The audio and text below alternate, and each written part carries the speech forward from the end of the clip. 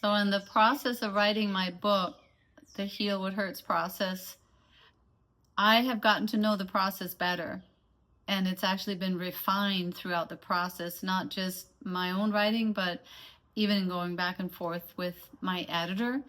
And I'm really coming to the conclusion that just about everything that we're here to do is to figure out, where does life not flow freely in the body, and how does that end up impacting how we interact with the world, with each other.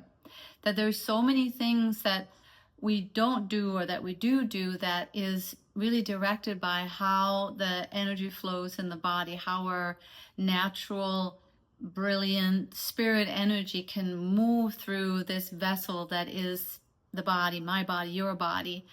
And anything unresolved, unprocessed that has happened sits in the body like a block where energy can't flow through freely.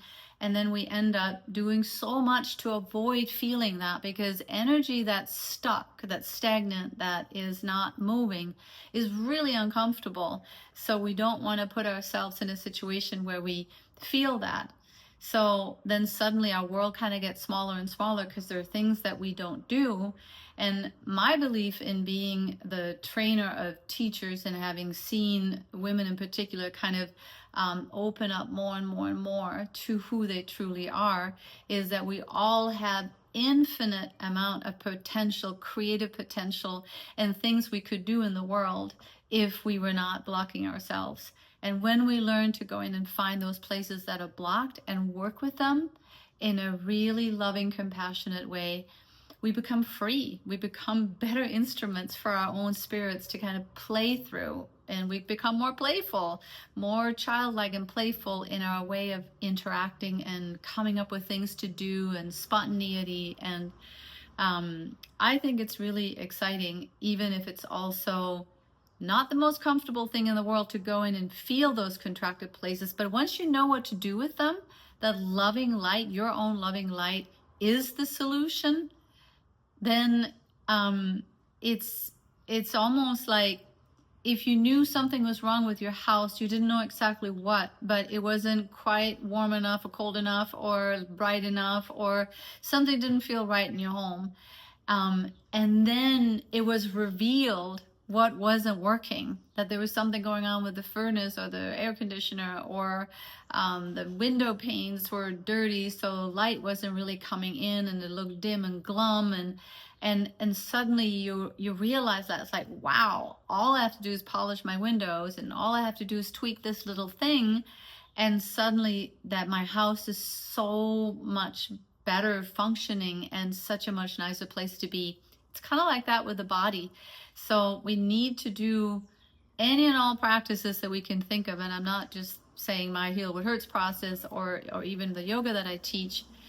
It can be all kinds of things that you can do to discover, where are you not in alignment, and where's your body not happy? Where's the body scared? Where's the body holding on to something?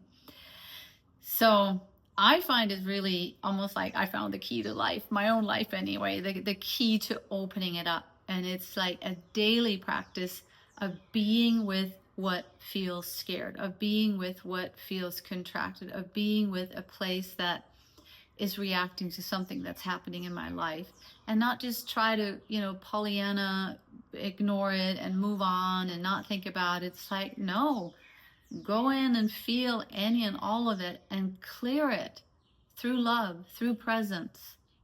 Like give yourself energetically this hug where you feel so held in love that you let that one go, you let that one go. And it can be anything as small as somebody cutting you off in traffic can sit in your body, to somebody being unkind. And as you become more sensitive inside yourself and you start to notice all the things that actually impact you, it also becomes easier to see how I might impact people, how you might impact people. And I think in the process of becoming more gentle and present with ourselves, we end up becoming more present and gentle with each other. So the kind of healing of anything that's not good in the world in terms of how we treat each other as human beings very much starts with each of us being willing to feel what's not right inside and what needs to be cleared out. So I'm so excited about my own book. It feels like it's kind of gotten bigger as the more I have been learning from myself about my own process. I can't even describe it, but I will tell you this. If you have a book or a process or something that you do that you're like, this could be helpful to other people, go for it. Write about it. Talk about it.